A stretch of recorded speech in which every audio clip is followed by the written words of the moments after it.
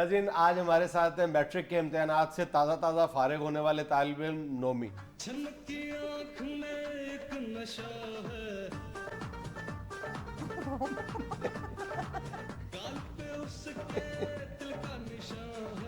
मगन है फुल।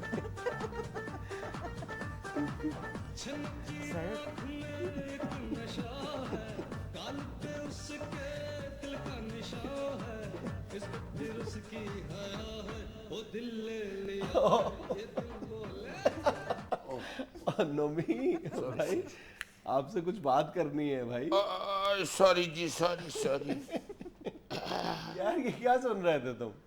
वो सुन रहा था, वो जो नहीं है वो वाला, छन्नों की आंख में एक नशा है, पेपर तो मैंने खाली दिया है, ऊपर से अब्बू से कहा है ये पास हो गया है, कि अब्बू बोले चलो निकले तो दफा यही कह देते हो। अच्छा छोड़ो यार, ये बताओ पेपर हुए कैसे? पेपर जी पेपर भाई, और क्या? 3747। 3747 का मतलब? आपसे पहले यही सवाल 3746 बंदे पूछ चुके, आप 47 पे। तो जवाब दो ना, कैसे हुए? बता चुका हूँ, बहुत लोगों को बता चुका हूँ, बहुत दफा बता चुका हूँ। तो हमें भी बता दो। लाइन जी कागज और पेंसिल दें जरा, मैं इनको बताऊं पेपर कैसे हुए। यार सबको पता है कैसे होते हैं, जाके एग्जामिनेशन हॉल में बैठते हैं लोग, वो एग्जामिनर जो हैं वो पेपर तकसीम करते हैं, क्वेश्चन पेपर देते हैं, फिर बंदा जेब से पेन निकालता है, क्वेश्चन पेपर पढ़ता है, फिर बंदा कहता है कि ओहो देख लो जो याद किया था उनमें से एक सवाल भी नहीं आया। उसके बाद सवालों के मुताबिक फिर देखते हैं कि कहाँ किधर की बूटी किस सवाल की कहाँ रखी हुई है, वो निकालना शुरू करते हैं। अगर बूटी इधर से कपड़ों में से ना निकले तो फिर बाथरूम की तरफ तवज्जो जाती है, उधर कौन सी छुपाई हुई है। यही होता है, और क्या होता है बताएं मुझे। इंतहाई अफसोस की बात है वैसे। अफसोस की बात क्यों है जी, मैं पास हो गया हूँ। तुम्हें शर्म आती है? पिछले 3 सालों से तुम मैट्रिक करने की कोशिश कर रहे हो। हद हो गई है। वैसे आप लोग खुद ही बैठ के मीडिया के ऊपर गलियों में, मोहल्लों में, घरों में आप लोग ही बैठ के बच्चों को समझाते हो कि अपने बुजुर्गों से, अपने टीचर से प्यार करते हैं, मोहब्बत करते हैं। अब मैं अपनी एक मैट्रिक की डिग्री के लिए अपने टीचर्स को छोड़ के चला जाऊं? अंकल मैट्रिक तो हजारों बच्चे कर लेते हैं, मगर अपने टीचर से मोहब्बत सिर्फ नोमी करता है। अब तो वो टीचर मेरे दोस्त भी बन चुके हैं, बल्कि मेरा एक क्लास फेलो जो मेरा फास्ट फ्रेंड था, उसने मुझे कहा है कि नोमी 1.5 साल यही इंतजार करो, मैं बस बीए करके टीचर इधर ही आके लग जाऊंगा, फिर बहुत मजे आया करेंगे, इकट्ठे रहेंगे इधर।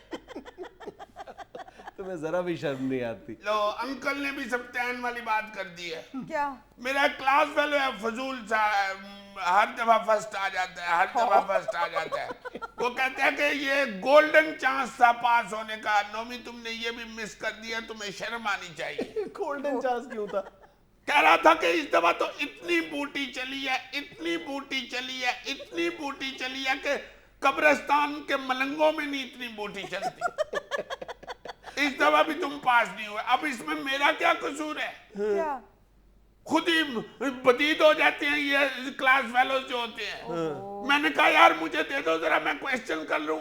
आमिर आगे बैठा हुआ था, आमिर मेरा दोस्त है वो भी। अच्छा। तो किताब पकड़ा दी मुझे। अच्छा, कहता है ये लो लिख लो। तो बस फिर तो काम हो गया तुम्हारा। काम क्या हो गया, ये तो बताए कि कौन से समय पे कौन से क्वेश्चन का आंसर लिखा हुआ है।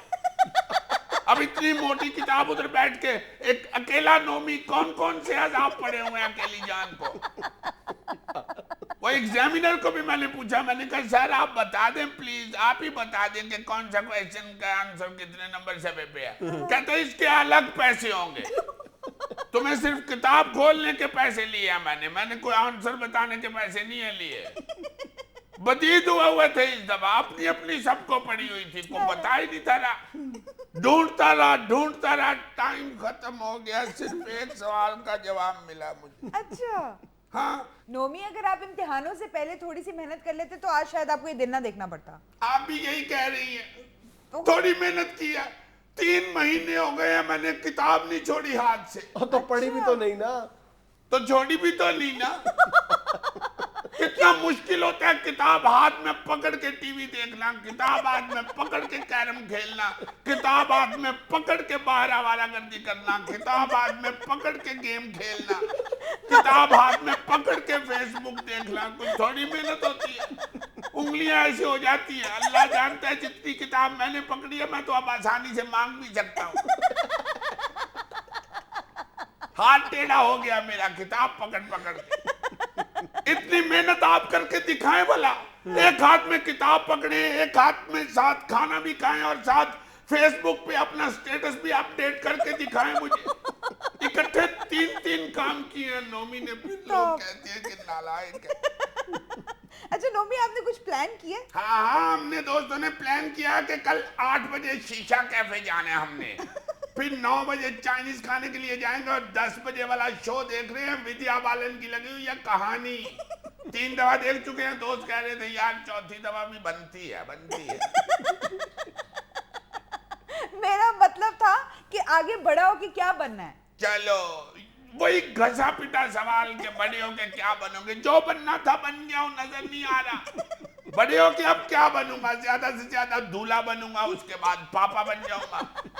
जो सारी दुनिया बन रही है वही बनूंगा मैं भी। मैं कौन सा दूल्हे के बाद बंदर बन जाऊंगा।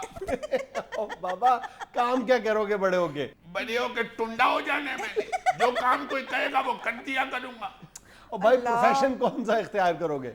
अच्छा, मैं बड़े होके पायलट बन रहा हूँ अंकल। अच्छा पायलट बनोगे? हाँ। तो उसके लिए तो पढ़ा लिखा होना जरूरी है। लो भाई, इस काम में भी पढ़े लिखे होना जरूरी है, उस काम में भी पढ़े लिखे होना जरूरी है। जो करोड़ों रुपए कमा रहे हैं, अरबों के मालिक बने हुए हैं, वो क्या पढ़े लिखे लोग हैं? पायलट बनने में कौन सा पढ़ा लिखा होना जरूरी है? क्या किताब से देख के चौथा गेयर लगाते? क्या जहाज को रेस देते हुए पहले किताब से फोटो देखनी पड़ती है कि पाँव कितना मुड़ा हुआ है? या पैसेंजर बेल दे के मुझे कहेंगे नौमी कायदे आज़म के 14 नकात सुनाओ? Very easy uncle, very easy. जहाज में कौन सा बैक गियर होता है? और जहाज तो पंक्चर भी नहीं होता, ऊपर तो कोई कील ही नहीं होता। ना ही जहाज का हारन बजाना पड़ता है, ना वार्डन हाथ दे के चालान करता है, चले जाते हैं बस सीधा। बल्कि कई पायलट तो इधर से एयरपोर्ट से जहाज स्टार्ट किसी और से करवा के गेयर में डलवा के बस बैठ जाते हैं। बल्कि जिन्होंने जहाज बनाया था वो इंग्लैंड के दोनों भाई चुर्राइट मुर्राइट, उन्होंने कौन सा मैटर किया हुआ था? उन्होंने जहाज बना लिया तो मुझसे उड़ेगा नहीं यार। यहाँ में लेना एक छोटा सा वक्फा, हमारे साथ रहिएगा।